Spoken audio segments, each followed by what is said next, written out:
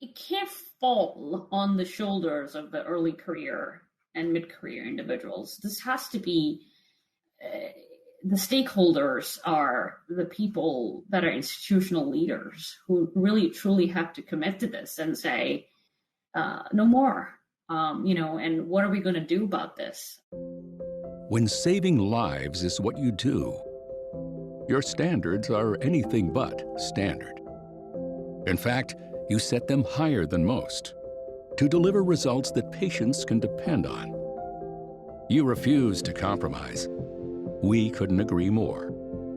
We are Edwards Life Sciences, and like you, we believe that good is never good enough. Rising to the challenge of today's TAVR patients isn't just a mission, it's a commitment.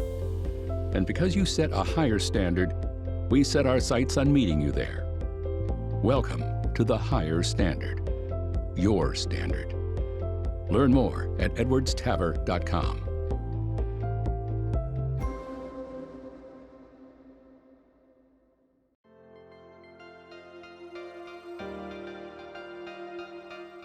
You're listening to Parallax from Radcliffe Cardiology in association with makeadent.org. Here is your host, Ankur Kalra, MD from the Cleveland Clinic. Hello, everyone. Welcome to another episode of Parallax. This is an important episode. I say it's important because the team at Parallax, myself included, and the leadership at Radcliffe Group Limited feel strongly about diversity, equity, and inclusion.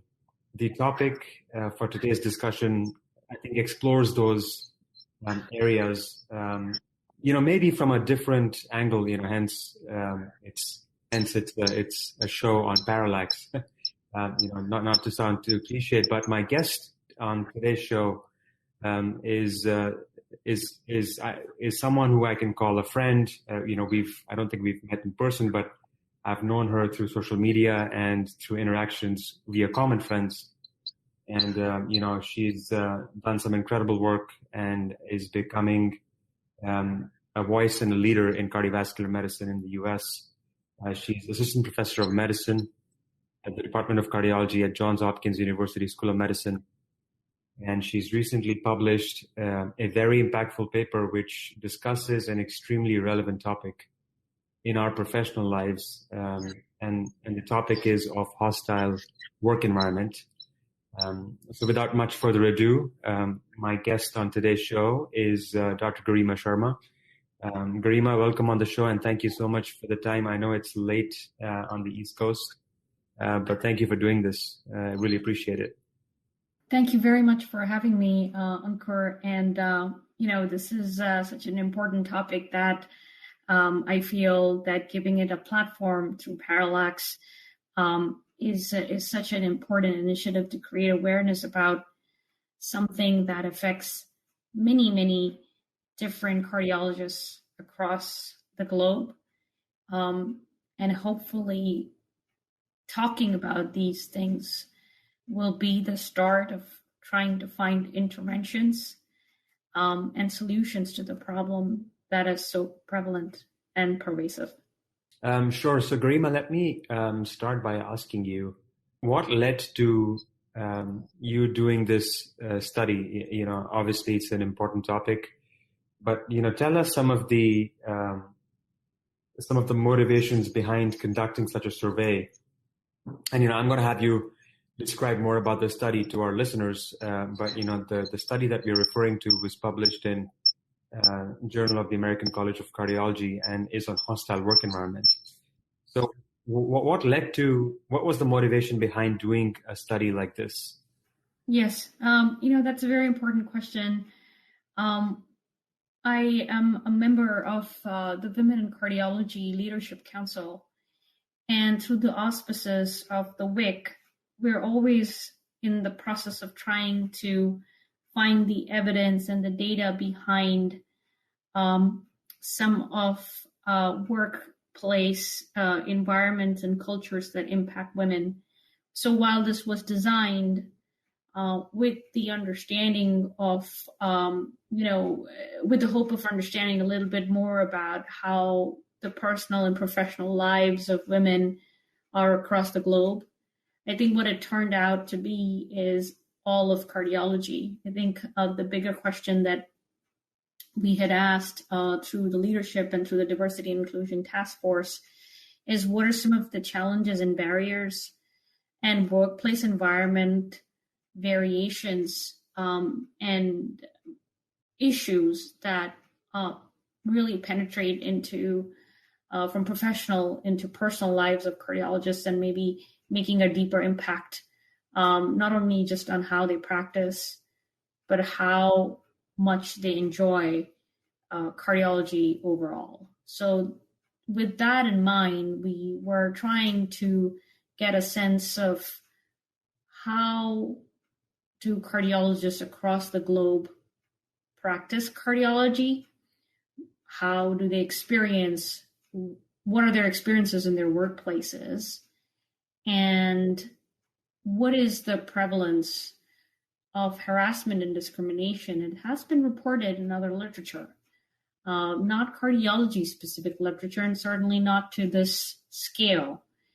And as you pointed out, there really hasn't been a whole lot of data in trying to generate the evidence behind what is the variability across regions, and is this a U.S. specific problem, or is the heightened perception of discrimination and harassment a U.S. specific issue?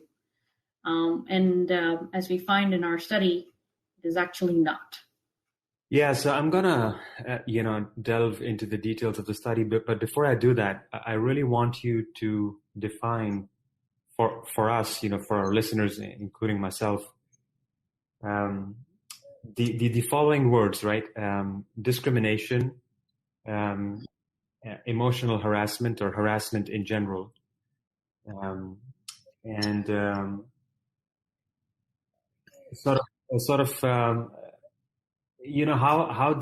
the two interplay with each other. So how is discrimination leading to harassment, and whether it's emotional harassment or sexual harassment? Talk about these themes with us a little bit so that we understand what the study was trying to elucidate. Yeah.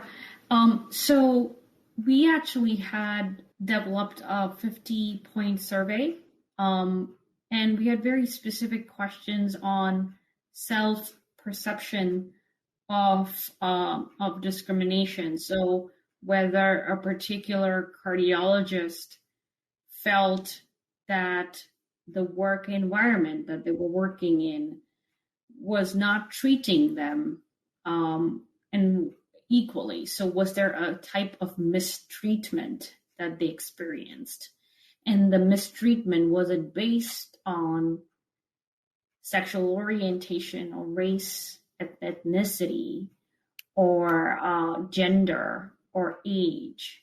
And then we had specific questions on who they experienced it from, what were the settings and where they experienced it from, whether it was a staff member or a colleague or a junior colleague or a senior colleague or a patient, and sort of tried to get a sense of the perception of the cardiologists themselves. In terms of harassment, we had very specific questions on sexual harassment and defined it as any of these sexual advances, whether it may be, simple sexual slurs versus objectification, or it was inappropriate touching or inappropriate advances or intimidation, coercion, and just very overt sexual demeanor or sexual bad behavior. And in terms of emotional harassment, it becomes it's a little tough to define because sexual harassment can be very overt and clear and very clearly understood.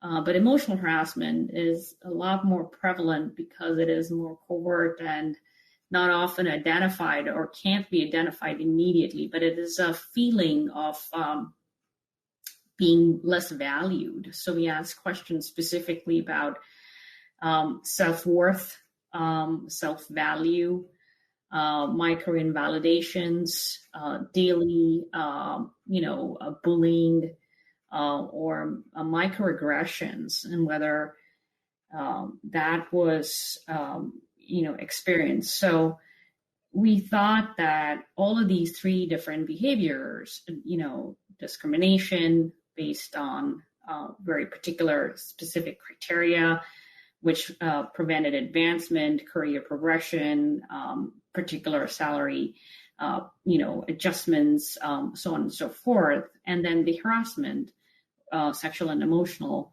would lead to a larger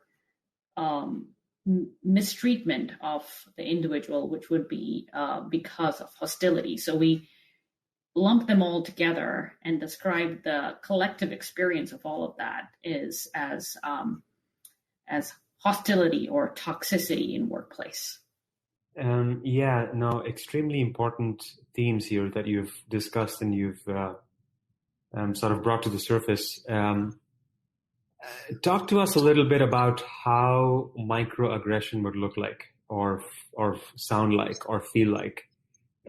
Give us a few practical examples so that listeners who are tuning in can identify these microaggressions, whether they are experiencing these themselves or they are seeing their coworkers go through these. So microaggressions are in many different forms, and they're so variable, but I think everyday behaviors, where, when you're talking to a particular a person and they may not be entirely responsive to you, whether it is multiple interruptions while you're speaking, or it is, invalidating what you're saying by a counter argument, which may be an interjection,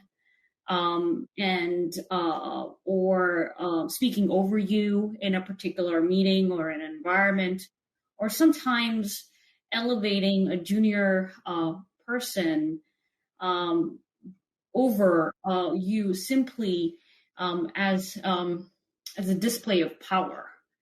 And so, there are so many different settings, and I wish I had come up with some very specific case-based examples, but, these kind of things are everyday challenges where your opinion, your feelings, your credibility, your authority is challenged in subtle ways as a display of a power battle or a power struggle, and it's so prevalent in so many different settings that once you become more aware of these issues is when you start noticing them. Initially, just as a personal experience, is just sometimes draining. But then when you go through these various implicit biases training or diversity trainings, or that's when you realize that this feeling of emptiness or invalidity that drains you is actually chronic assimilation or chronic accumulation of microaggressions towards you in many different ways. So Garima, tell us about the results of your study. In particular about the demographic that responded to your survey. Breakdown of men versus women, and what is it? What exactly you found? In the study. So we were actually able to float the survey to ACC members and non-members worldwide. We had many different participants through a general pool.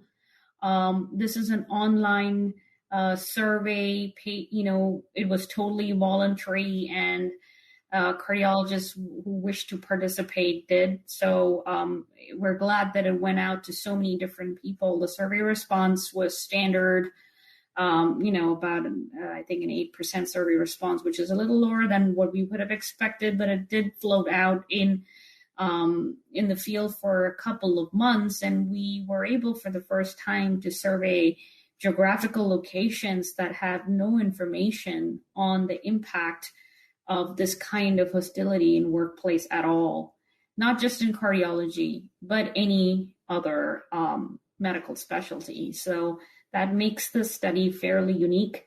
And it's also unique in the sense that it happened through the auspices and the help of a very large international science organization that took upon it the importance of trying to understand this better.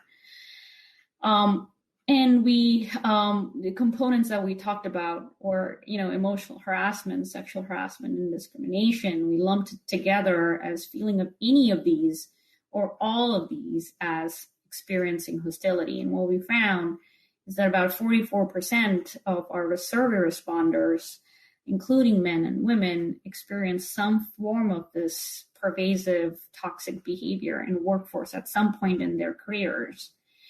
And then when we split that into gender prevalence or gender split or sex split, what we found was that, women largely experienced most of this kind of toxicity. About 67% of women reported worldwide to have experienced some sort of behavior, which they identified as either sexual harassing behavior or discrimination and emotional harassment. But it was not just women. Surprisingly, 37% of the men also reported harassment and discrimination. And when you look at what men and women were really, reporting as discriminated behavior, women complained of gender discrimination, and men largely complained of age-based discrimination. And we looked at also information on who were they feeling discriminated against, and men largely reported that to be administrative staff. And in terms of sexual harassment, we found numbers that we thought were slightly lower than what we would have found. There are other sexual harassment, specifically sexual harassment surveys from other specialties, and so our numbers were a little lower. And also there's one particular survey from the UK, and our numbers were lower. But we also think that may be because of the heterogeneity of experiences and also cultural norms. But overall, 4% of the survey responders had experienced sexual harassment, largely, mostly were women. And in terms of emotional harassment, which I think, is much more prevalent than we realize or talk about. I mean, about 30% experienced some sort of emotional invalidating behavior, whether it's microaggression or bullying or microinvalidation or intimidating behavior. And 43% of women actually experienced that versus 26% of men. So, I think what I take home from this is that it's a highly prevalent, toxic, hostile behavior. And there are multiple nuances and multiple facets of behaviors that may be experienced throughout the careers of folks. And I think one thing that stands out is the early career cardiologists and women experienced most of this type of hostility in workforce. Yeah, so Garima, just extremely provocative findings. Very sad, and it's the statement that I'm going to make is actually even more sad, and that is that it does not surprise me, and that's unfortunate. I mean, it's incredible that you've sort of had a scientific tool to document this and report this in a scientific evidence-based fashion. But being a man and early career, I'm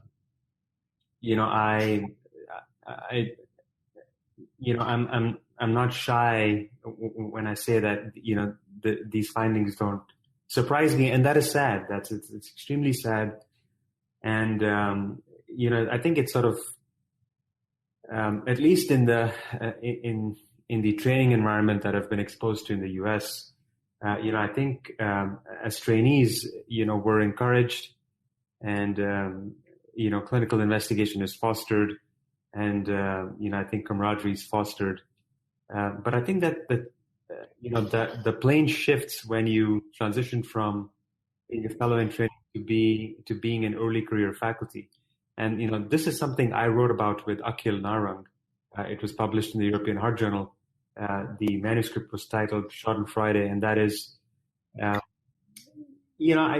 the perception that both Akhil and I shared, through experiences both personal and vicarious, are that for some reason, as early career faculty, a lot of people want you to fail, which is counterintuitive to what you experience when you are training, or when you're a fellow in training. Do you think I'm exaggerating, or? No, I think that's generally the experience of most of the responders here as well. Ankur, and it's sort of your feeling and your experience is validated, because that's exactly what this showed. And where, being an early career faculty member or a cardiologist, no matter whether you're in the US or anywhere, is actually a risk factor for being discriminated against, right? Or being harassed. And, it kind of makes me sad, because there are multiple leaky, avenues or where we can lose talent in cardiology. We can, obviously there is, we talk about the leaky pipeline and not being able to recruit as many women as we would like to. And, we are leaking at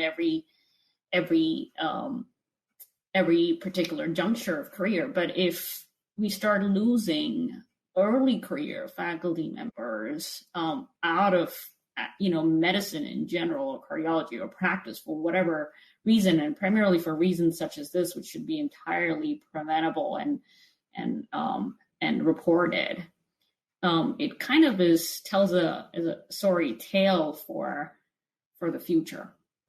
Yeah, so let me explore this a little bit with you, Garima. And for someone who's studied this and who's written a very eloquent paper, what do you think are some of the causative mechanisms for this behavior from whoever is perpetrating this behavior? There have to be some hypotheses with regard to the causation of this behavior and the perpetration of this behavior, particularly among, dare I call them the victims, for example, women and early career faculty. What's the cause here? Like, what's the genesis? What's the root for this? It's a very interesting question that you've asked, because I think it's, it's very variable in institutions and practice settings. But what I can think of is early career folks are a population that are largely dependent on mentors. They're dependent on sponsors. They're dependent on institutional support. They're dependent on funding. They're dependent on the functionality or the function, or or largely affected by the malfunction of systems that don't work, because they are just starting off their career and they're really launching into cardiology. So they require a lot of resources. They require a lot of investment. And so they also are, in many ways, finding their way. They're finding their footing. They're very dependent on resources, which, as your career progresses, one would think, that you end up being a little bit more independent, a little bit more sure of yourself. You have your collaborative teams, you have your administrative help, you have sort of accrued some amount of maturity. And when the early career people are, the ones that say that we feel the most discriminated against or feel the most harassed, it's also perhaps reflective of the larger culture of hierarchy in cardiology, right? Because, the feeling that you need to pay your dues, you need to earn the, gray, you need to put in the work, you've got to put your head down and do the work and wait for your turn to rise up. And, that's what I did, so why would you be somebody who would get it sooner or faster? Or how can you think of a more non-traditional way to do things when these are the ways things have been done? And so if you come in and you have these wide varieties of ideas where things can be different or maybe more effective, you're looked upon as somebody who may be challenging the system a little bit, although all you're doing is really trying to find a footing for yourself and place for yourself. Yeah, I mean, this is sad, and there's also so a couple comments that I was thinking of when you were speaking.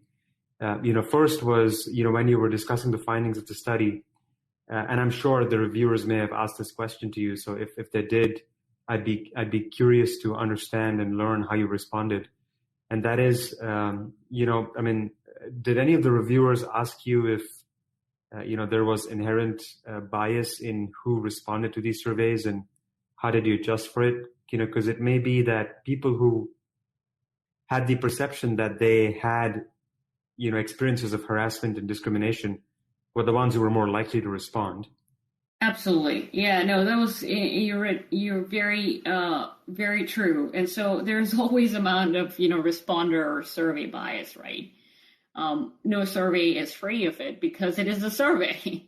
And I think, you can make it as anonymous and as specific and try to hone the questions down to what outcome you really want to measure. But at the end of the day, it is true that people who are truly interested in the topic of diversity, of equity, of inclusion, of belonging are the most likely ones to have taken the survey. Or when they thought about, global survey on discrimination and harassment, it is quite possible that people actually these words actually genuinely trigger a response in you to be able to, find out what these questions are about, are more likely to take it. So yes, there is a survey responder bias. We can't really control for it. We can ask questions that are specific, that can help us, identify the different nuances of a personal experience. But I don't know of any way around it. Yeah. And then my second question to you, which, what I'm trying to address with this question is sort of a systemic or a systematic solution to, the perpetrators of these behaviors at work. Do you think that they may not feel that way, that that's what they're doing to their junior colleagues? And is that a true blind spot for them? Yeah, I truly believe that it is, because this kind of behavior is a trickle down behavior, right? So I truly believe that a culture of a place is defined by not the behaviors that are punished. The culture and the toxicity of a place is defined by the behaviors that are unpunished, what's tolerated. And what is tolerated is normal or normalized. And you normalize it to an extent, your tolerance level against it is so high that when you see it, you truly are numb to it in a way, where it has become such an important, such a pervasive part of your culture that you do not recognize it as hostile, because it is sort of a learned process over many years. And so when the perpetrators, as you call it, of this behavior actually behave, it's a part of their learned experience, and so how will they know it is odd, or it is abnormal, or it is toxic, if that's all they've known? Yes, it's extremely sad. It's also deeply concerning, and I mean, it sounds like it's not something which is, specific to the U.S. It sort of appears to be ubiquitous, which is even more concerning. I mean, I was reading the paper just before the recording of this podcast, and I mean, your sample size is, Europe, Eastern Europe, Central America, South America, North America. I'm not sure if you included Australia. Yeah, it was a small sample in the Middle East and Asia as well. So I mean, it's pretty much, it's like you said at the beginning of the recording, that it's a global sort of footprint and snapshot, and I really thank the survey, the cardiologists, our colleagues who actually took the survey, because they've obviously incrementally added to the growing evidence base and the literature in this space. I want to spend sort of the last 10, 15 minutes maybe discussing about some of the potential solutions to this problem, because, look, I think we spend a lot of time at work. We, spend a significant portion of our lives at a workplace environment. And if we're not fulfilled or happy or satisfied, we'll bring that back home. And, it affects our lives, our well-being, and it affects how we may raise our children. So, I think happiness at work is extremely important. So, what are some of the solutions you think to address this issue? So I think there's it's multi-pronged, and I know it sounds cliche, but it truly is, because it can't be one size that fits all. I think really there is so much heterogeneity in how we practice, where we practice, how much we practice, our work hours, and what we do for a living, and our colleagues and surroundings. But I think one thing that is really clear is that this kind of impact that it can have should be a priority. Workplace well-being, workplace fulfillment, enrichment should be a priority, because if it's not, then it's going to lead to a large portion of disengaged, disenchanted, apathetic individuals. And while we always say, we don't want conflict at work and we shouldn't have conflict, but I think some sort of healthy conflict is important, because it helps teams work together. And healthy conflict actually drives innovation. And the opposite of conflict is not harmony, it's actually apathy. So promoting healthy conflict is what we should be looking for. But specifically, I think institutions should be asking their workforce about this. They have to collect, they have to compile, and then they have to compare, and then they have to report. And if this is not collected, compiled, compared, and reported, then nobody really knows what is the hostility index of an institution. In fact, there should be a report card, just like a diversity card. There should be an understanding of what are the lived experiences of people at work. And then having a zero tolerance policy towards egregious behaviors once validated and reported. easy reporting, safe reporting, stopping of victim blaming or victim shaming, or intimidation or threatening them with consequences would lead to more people speaking up. I think also important to actually educate bystanders. So like bystander allyship, where if you see somebody being, aggressive towards someone or intimidating or bullying somebody or constantly interrupting somebody, I think saying, I think that's wrong and that's what you're doing is a way for the other person to back down. And I think men can do this really well. And, the allyship of men is so important for women here because workplace is still largely men.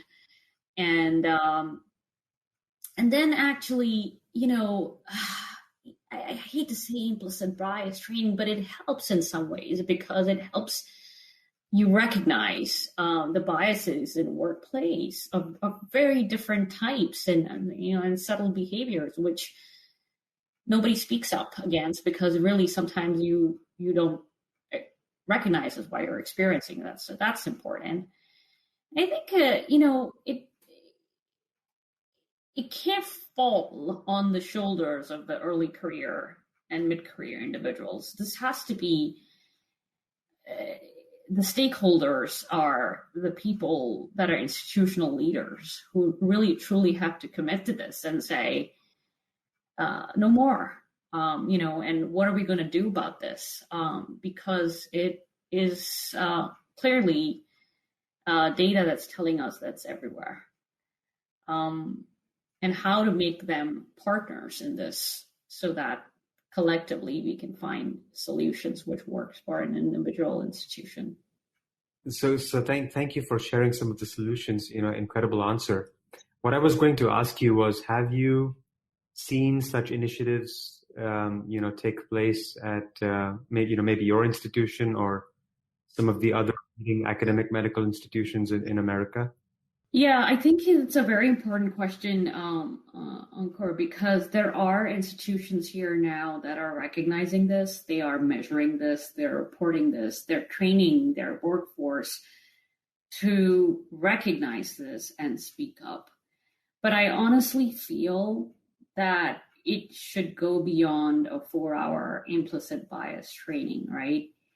Because yes, we can have, diversity managers and diversity task force, and then we can sort of recognize this as a problem. But collectively, I think cardiologists are going to have to find a solution to this problem. In terms of academic institutions, yes, there are many. Actually, my own has a very strong presence in the Department of Medicine about this, and recently has really led to so many different initiatives within many different subspecialties.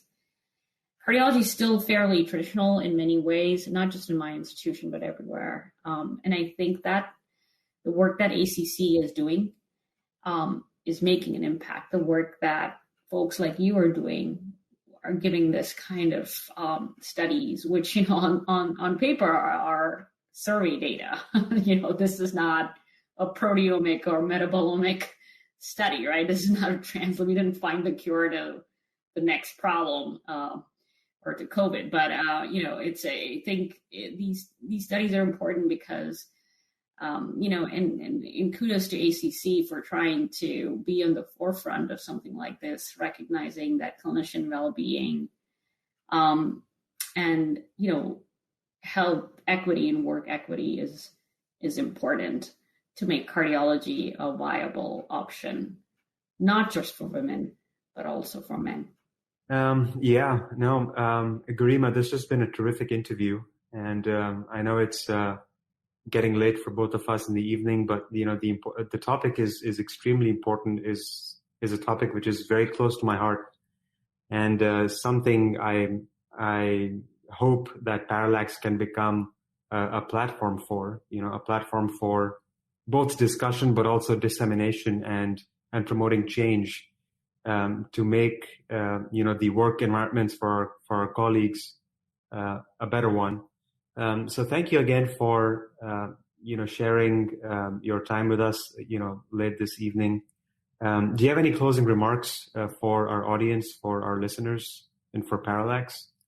No, I think I really appreciate the ability to talk about this in detail. I do think that the folks that are listening use this as an introspective platform. All of us want the best for our profession. All of us I truly believe that, everybody wants the best for themselves and their colleagues. And I think when studies like this come out that are looking at the ugly underbelly, I think we shouldn't be shrugging this under the rug and denying that this is not your experience. And if this is not your experience and you haven't had this, then you're very fortunate, and maybe you have a secret sauce. And maybe I want to drink the Kool-Aid that you're drinking. But at the end of the day, when a large portion, almost 50% of the workforce tells you that something is wrong, then people need to wake up and recognize that. Yeah, no, I mean, extremely relevant message, extremely important message. I mean, the two big high-risk groups in your study were women and early career, based on age, age being a discriminant. 44%, like you said, almost 50% is not a small number. It's like half of their workforce. So clearly an extremely important study. Congratulations to you and your co-investigators for conducting, such an elegant study and, getting it published in one of the leading journals in cardiovascular medicine. And thanks again for your time this evening. And, thank you for sharing your insights and solutions with us. We hope you enjoyed today's podcast, produced by Radcliffe Cardiology in association with makeadent.org. We aim to bring you a new angle of all things cardiology every second week. Review us on your favourite podcast app, or send your comments or questions to podcast@radcliffe-group.com. To view the series, head to radcliffecardiology.com/podcasts/Parallax. Thanks for listening.